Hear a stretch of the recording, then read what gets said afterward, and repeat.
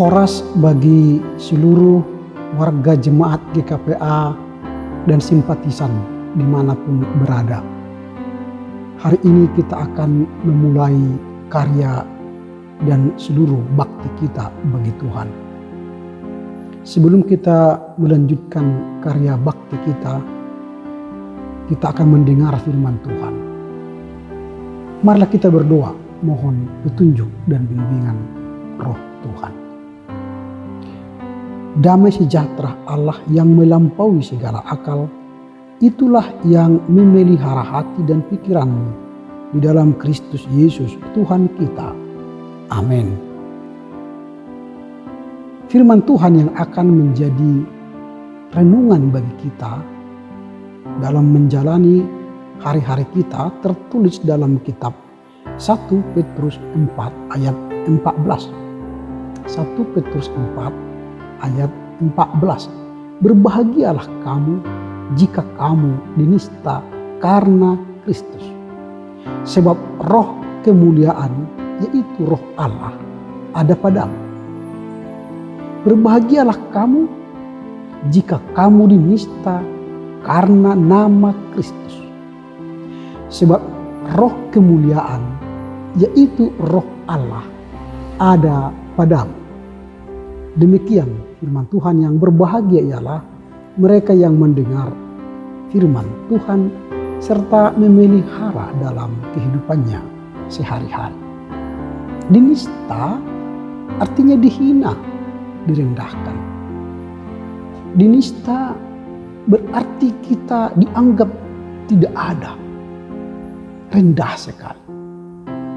Respon manusia biasanya jika dinista pasti melawan, bahkan membuat tindakan supaya dirinya tidak dianggap hina, supaya dia kelihatan lebih hebat dari orang yang menghinanya. Itulah kecenderungan manusia, membalas hinaan dengan kejahatan. Hari ini kita akan belajar tentang dinista.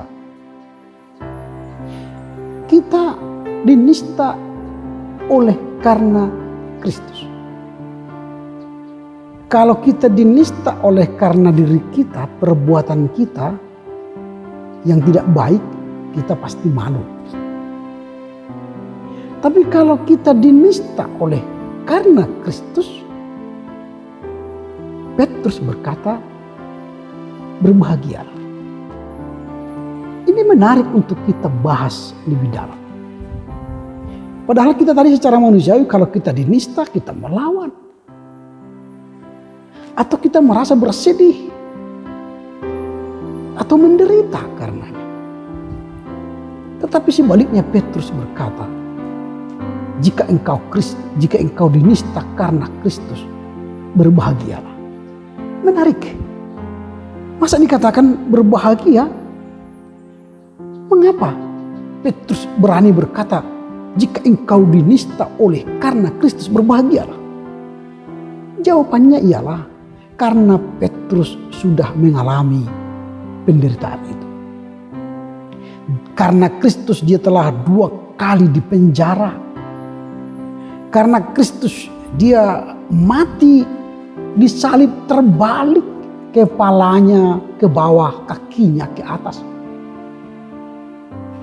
Ini menunjukkan Petrus sudah mengalami penderitaan karena Kristus. Tetapi apakah dia merasa bersedih, merasa malu, merasa menderita? Tidak. Bahkan sebaliknya Petrus berbahagia karena dia memiliki Kristus dan punya jaminan masuk surga. Karena dia mati karena Kristus.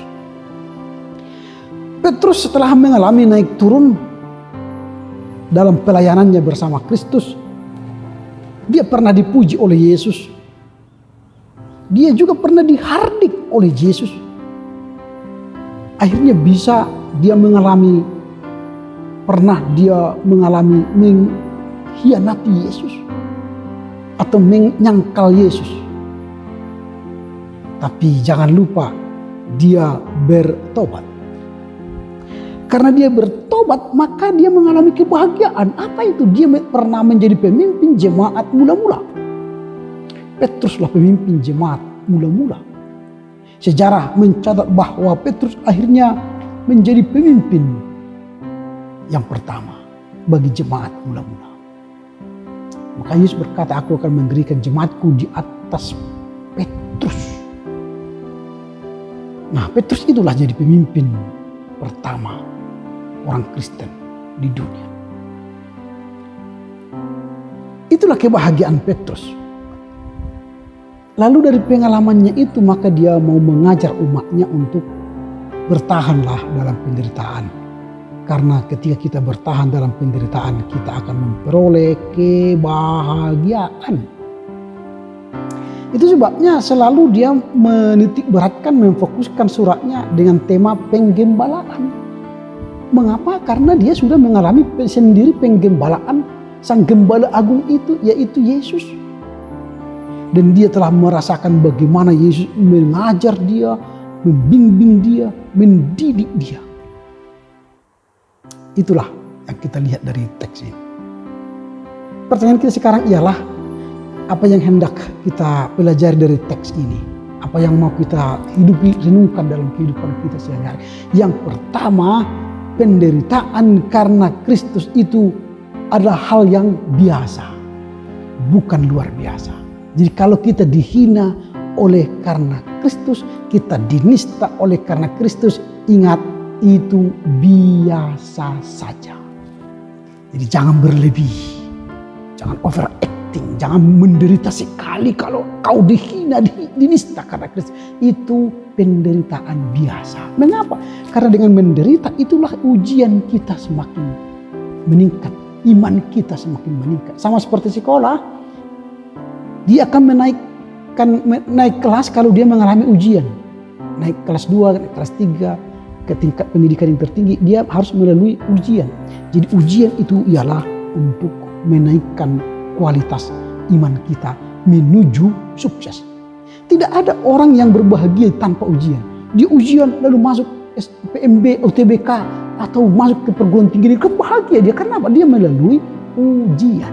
Jadi penderitaan melahirkan kebahagiaan. Jadi kalau kita menderita dinista oleh karena Kristus, jangan takut. Itu penderitaan biasa yang akhirnya kita akan memperoleh kebahagiaan. Itu yang pertama. Jadi yang kedua yang mau kita pelajari dari teks ini adalah penistaan kepada Yesus itu dimulai dari rumah Allah sendiri. Oh, kok masa gitu? Masa dari rumah Allah? Penistaan itu dimulai, ya nanti kalau kita baca ayat yang ke-17 bagian A, penderitaan itu dimulai, penistaan itu dimulai dari rumah Allah sendiri. Maksudnya apa? Ternyata penista agama Kristen itu bukanlah orang lain, bukan, tapi warga jemaat sendiri. Oh, dia sering beribadah, dia sering baca kitab suci, dia berdoanya luar biasa, tapi dia menista Tuhan Yesus. Dia ke gereja itu hanyalah sebuah pencitraan saja, supaya dihormati orang, supaya dia mendapatkan kemuliaan manusia. Tapi sejatinya dia adalah penista Kristus. Hati-hati. Penista Kristus ternyata dimulai dari gereja. Pastikan dirimu, kita bukanlah penista Kristus, tetapi kita adalah orang yang meyakini Kristus, menghormati Kristus, dan melakukan kehendaknya.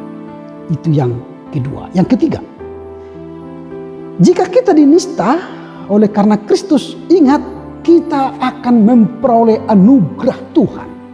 Kita akan memperoleh anugerah Tuhan.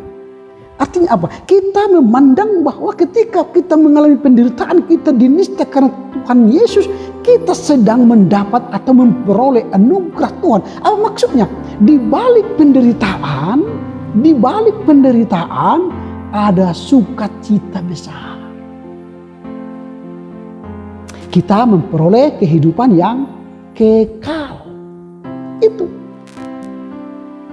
Jadi kita tidak memiliki kita diri sendiri lagi. Artinya kita tidak memiliki diri kita sendiri. Kalau kita dinista, hidup kita ini sebenarnya kan sudah milik Kristus. Walaupun kita dinista, tidak apa-apa. Karena apa? Yakinkan diri kita, hidup kita ini milik Kristus, punya Kristus.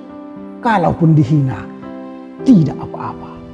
Karena kita adalah milik Kristus. Jadi harus kita pastikan kalau kita sudah milik Kristus, hidup ini bukan untukku lagi. Seluruh hidupku ini hanyalah bagi Tuhan. Maka kita tak peduli dinista orang.